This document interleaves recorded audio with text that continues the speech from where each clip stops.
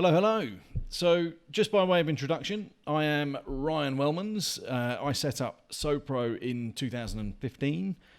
We are a B2B prospecting agency, about 100 people now in August 2020. And we've sent somewhere in the region of 5 million emails in our time. And you learn a lot of lessons when you do the same thing 5 million times. You do begin to get very good at it. And as a company, SoPro now powers over £100 million worth of new business deals each year for clients around the world, across 60 plus B2B industries. And we're very good at what we do. So I wanted to share a few tips today around the email messaging that we use. It's such a huge factor in the success of any campaign. I know exactly how much of an impact these points are going to have on your marketing if you do take the opportunity to listen and put them into practice. So I want to take you through a few points today. You're going to start with the man on the train tip. We're going to talk about why you should never say hello. We're going to nail the subject line. We're going to discuss why you should never go full Anthony Sullivan. We've got the 6 parts to a successful email. We've got the value exchange. We're going to look at some review techniques.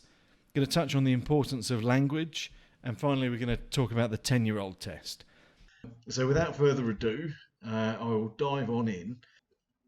I think over the years, this is probably the most useful tip to have in mind when you're writing a prospecting email, because it's so easy to turn these emails into something brilliant. You can spend a week writing something, and it's great copy at the end of it. Really describes a product or a service fantastically, but then all of a sudden, the campaign's a dud. You don't get responses, and a lot of the time that effort can be wasted because the copy looks too good. It looks too well written. They can spot copy that hasn't been written one-to-one to them quite easily.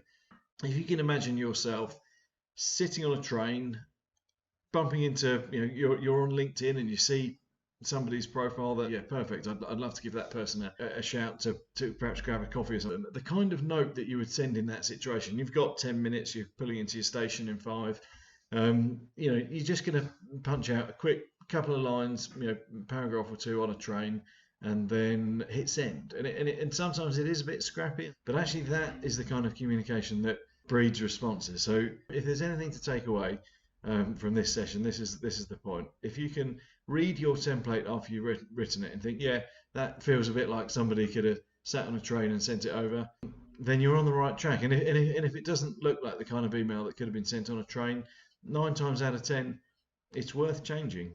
Now, this is an interesting one. Never say hello on an email. You wouldn't expect it. What's wrong with the word hello? Well, I'll tell you what it is. The truth is, you just very rarely use the word hello in writing. Using the word hello in an email is one of the most unnatural things you can do. People immediately are aware that it's not been written by somebody. It's a mass marketing email, and the shutters come down. The percentage of people that read past that first line drops off a cliff. You've lost your audience on the first word of your email. You literally could not have got off to a worse start. So just don't do it. It's one to watch out for. It creeps in sometimes. You might be writing a template. You might be reviewing a template. It's always something to look out for if you're reviewing somebody's template as well. If you see hello, strip it out. Okay, subject lines. I've got a few subject lines here on the screen that I've just pulled out of my email over the last 48 hours. As you can see, there's a bit of a mixed bag. You can see that some of them have got questions. Some of them have got discounts in them. And some of them are using urgency, 3 days before the final deadline. One of these intros had a call booked with me next week. Can you guess which one it was? Well, I'll tell you which one it was. You might be surprised to see this email has a number of mistakes. They've spelt SoPro with a miscapitalized P. They're missing a space before the hyphen. ME at the end in uppercase. It doesn't tell you what the email's about or really who it's from. It's a surprise, to say the least, that an email like that would work. We know very well that this kind of subject line gets responses a quick introduction or a quick chat or coffee next week, or something that is personal and implies the messages come from a human rather than being the subject line of a mass email, will get your emails opened. At the stage they're reading the subject line, they haven't read your email, and you're converting a recipient into an open. That's what the subject line does. A bit of intrigue goes a long way. Go for something snappy, something short, something a little bit vague. Don't need to sell a service in or be overly descriptive. Nice and simple, you're going to get results. When clients come to SoPro, they will often have existing messaging, email campaigns that they've run in the past, and some of those will open with questions in the form that we've got on the screen here. And it's just something that you really need to look out for in a prospecting email, because it was great in 1970 when this sort of stuff came out, and it's kind of still been hanging around for a while, but it's a really crude form of marketing. And the reason is just because it just screams, this is a marketing email. No human starts a conversation like that. Let's say you're sauntering over to a prospect, doing a bit of networking in a bar. Would you go in with a, hey, how much cash are you wasting on Google AdWords? You wouldn't. So the point there is never open with a question. Opening with a question, it's got mass marketing email written all over it, and it's going to reduce your response rates to pretty much zero every single time. It's a bit like the Anthony Sullivan infomercials. Opening with a question, straight out of the 70s, School of Marketing, remains something we never quite managed to kill off. Just don't do it. Talking of Anthony Sullivan, it's very important to never go full Anthony Sullivan. Here's an example of Anthony Sullivan at his best.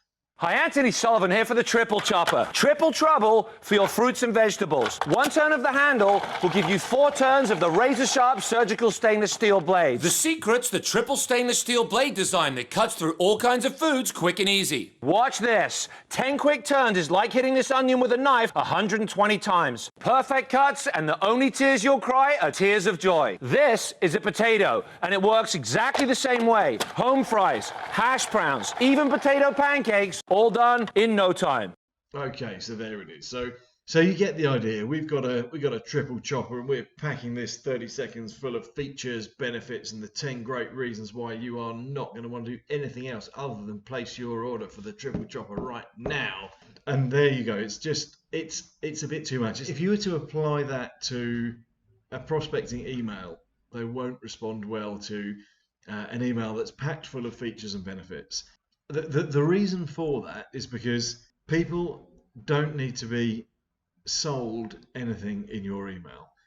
They don't need to understand the ins and outs of your product or your service. What they need to understand is that you are a human being who has personally got in touch and would like to have a conversation with them about something that is going to probably be of interest. You've deduced that it is, and you think they will find it of value. As simple as that. That will get you a call. That will get you a coffee. That will get you a meeting. You don't need to go full Anthony Sullivan and really sell them the service in your email. There's just no point. How many distinct parts should an email contain? And it's a rhetorical question, but my definition of a part of an email is it's something that serves a function, and it needs to be checked / signed off. So starting with the first one, the greeting, it's something that if you get wrong, your performance could easily be 0. If you see hello in your greeting, game over. Your campaign will fail. Simple as that. Go with morning, go with hey, go with hi, go with good afternoon, go with anything, go with wagwan, but do not say hello. Number 2 is the softener. This is a light touch, but it's a transition between a greeting and getting into the kind of the meat of your email. A quick softener here is going to just reinforce that this is an email coming from you personally. Yeah, how's your Tuesday? I hope you're not too busy this morning. And, there's a number of ways that you can make reference to just something personal that that a system wouldn't do. The value here is humanizing your message. So You can then move on to your intro and the rationale behind the contact. So point number 3 on my list, safe in the knowledge that you've actually got a much higher percentage of your openers and recipients still with you at this point, because A, you've greeted them in a sensible way, and B, you've kind of just made a human intro to them. So intro and rationale, here's an example. That's pretty light touch. I've just given an outline of who I am and a bit of logic for why I'm getting in touch, and that's not a good reason for anybody to close or delete an email. So I think they're still with me. So number 4, the logic for the next step. So it looks like we might be able to help company open a few doors. Have I got 15 minutes to discuss that? Yeah, I probably do. Call to action. Any chance I could grab you for a quick chat on Friday? Literally 15 minutes. How's your diary? If there's a gap, I think you've got a good chance of getting it. I'm going to touch on number 6 as well here, which is the email signature. It's not a point that everybody would expect plays a part in the success of an email. This will hammer your performance if you get it wrong. Email signatures need to not have salesy job titles. Yeah, it's clear as day. The more senior job titles get better responses. If you have salesperson or sales manager in your job title on the email, people are a lot less likely to agree to a call. Go with something client related, partnership related, something product or service related. You don't need to have your job title in a signature. List a role or domain that looks like it's going to add value to the person that you're contacting, and you will watch in amazement at what that does to your results. You wouldn't think the signature would make a difference, but it does. Okay, so we're going to talk about value exchange. What is it? Why is it relevant? You can't sell your product or service in an email, so just don't try. It's not a good use of your time, and you're going to get much worse results. So it's all about selling the next stage of the sales process. Let's look at the value proposition in our email that we ran through just now. It looks like we might be able to help you open a few doors on the biz dev side over the next few months. Wondered if you might have a few minutes. Simple as that. We got the potential for new clients, and it's being weighed up against a 15-minute chat. Easy decision to make. The proposition here is you can probably solve one of their top 3 challenges, and you'd like 15 minutes of their time to talk through. Just a quick call, just to take them through your thinking. And that's the value exchange. It's a potential fix for one of their top challenges, traded off for 15 minutes of their time. If you think about the value proposition like that, you will win. If you try and sell your product and service, you won't get the responses. Cool. Okay, so we want to talk about review techniques. I have a technique that I personally think works very well, a weird version of method acting that fits nicely into marketing. So I've got a campaign that might be going out to HR directors in the financial services space. Yeah, I've got to be an HR director. If I'm going to review a template that's going to somebody in that role, yeah, I've got to get into character. What are the priorities? What are you stressed about right now? And just kind of getting into those things and thinking about them kind of gets you into the right sort of frame of mind to then read the template. And I try and literally put myself into a scenario as well. I'm in character. I'll also imagine I've just got to work. It's 9:20 in the morning. I'm an HR director. I've got a few meetings coming up. I've got another meeting I've got a call in 8 minutes. You know, there's so many things that you'll notice when you get into character, and that's the point here. So it's just a technique. Give it a go, and let's see. You'll probably change a couple of things when you do it, and that's why you do it. On to email parts, the 6-part sign-off. So yeah, we touched on the different parts in the emails a couple of minutes ago. So we've got all of those. When I'm reviewing a message, or when our team are reviewing messages, one of the things we go straight for is the 6-part sign-off. You've got to have these 6 points, identifiable as separate sections of your email. They've all got to be there. Don't sign an email off if something's not there. And yeah, even sometimes where you kind of there's sort of blurred lines between the two, it's worth having all of these as independently identifiable parts of your email. It's so quick and easy to do. Check them off, tick, tick, tick, tick, tick, and you're good to go. And if you're missing any ticks, again, great, you caught something before it went live. You need to edit it, get those ticks in place, and you'll quickly notice the impact that sort of approach has on your campaign overall. Great language works wonders. It's true. So what is great language though? Because we see great language in so many places. Shakespeare had great language. Your prospect doesn't have time to read Hamlet. So we need a different type of great language. We aim for 100 to 160 words. So the example we had just now, that was 93 words, obviously a signature on top of that. So around about 100 words, and that's perfect. It's a pretty short email, but short is good. As soon as you start knocking over 150, 160 words, you're starting to lose your audience. Don't send 200-word emails. Don't send 300-word emails. And the best way to think about this is, if you think some people will read this rather than some people won't read it, it kind of puts you in a frame of mind on this that most recipients actually won't read the email, and that's a true story. So SoPro open rates, they usually bounce around between sort of 40 and 50%. So that means more than half of people, the majority of recipients, will never read the text that you're writing. And if you think about it like that, you'll realize that actually, even those that do read it, they are likely to be looking for a reason to delete your email and move on. You've said hello in the first line, thank you very much, delete. You opened with a question, thank you very much, delete. You're giving them war and peace about trying to sell your product or service, thank you very much, they've hit delete. You're giving them the reasons to close it down.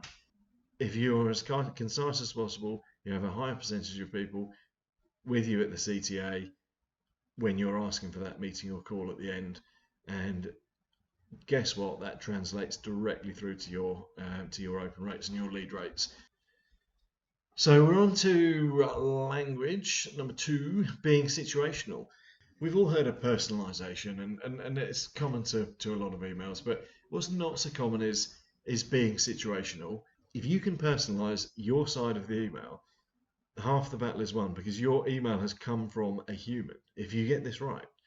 So being situational is about referencing yourself, referencing your industry, referencing your company, referencing your location, referencing the weather where you are right now, referencing what you had for breakfast, referencing that your pet is climbing on you because you're in lockdown at the moment, and it's quite fun actually.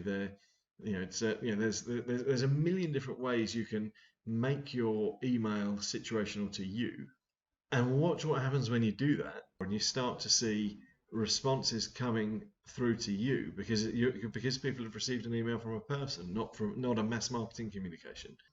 I'm going to move on to the next one, which is personalization. The reason that I wanted to mention personalization here is not because I don't think that you are going to personalize your emails. It's because it's very easy to over personalize an email. So I receive perhaps 20 to 50 emails a day with people prospecting different things, and a lot of those make reference to SoPro-social prospecting. That is actually the way that SoPro is described on perhaps one or two of our web properties, social properties. It's not our company name, but that's how it reads. And people have obviously found a list, bought a list, scraped a list, got hold of a list of people in companies, and they've just done the equivalent of a mail merge, and that's just been dropped in. And it's just a total red flag for me. As soon as the very second I see SoPro-social prospecting, I know that this is a machine-generated email. So this is personalization done badly. What are we going to do here to improve it? Well, we've got to informalize our personalization. That means with company names, it means taking off the acronyms at the end, the PLCs, the LTDs, the LLPs. The data, the raw data that you've got, is unlikely to read fluently in the email. So your data needs to be mapped to an informalized version of that data. And you need to do that in Excel, before you go anywhere near producing a campaign.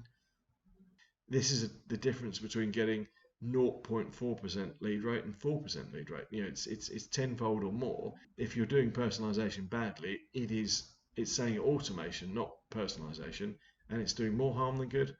So you really need to bear that in mind. All right, the next point I would like to run through is I call it the 10-year-old test. And it's not because I've been doing it for 10 years, and it's also nothing to do with 10-year-olds.